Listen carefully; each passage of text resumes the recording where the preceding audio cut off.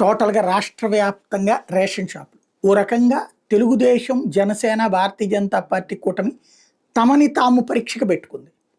ఏంటి అంటే క్యూ లైన్‌ల వ్యవస్థ నుంచి బయటికి తీసుకొచ్చారు అంతకుముందు. ఇదివరకు మనకు గుర్తు.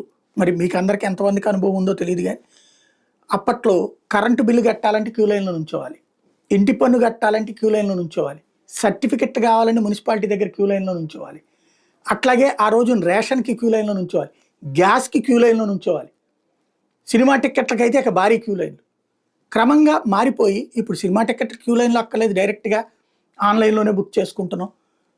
కరెంటు బిల్లుల దగ్గర నుంచి ఇంటి పన్నుల దాకా అన్నీ కూడా ఆన్‌లైన్‌లోనే కట్టిపడేస్తున్నాం.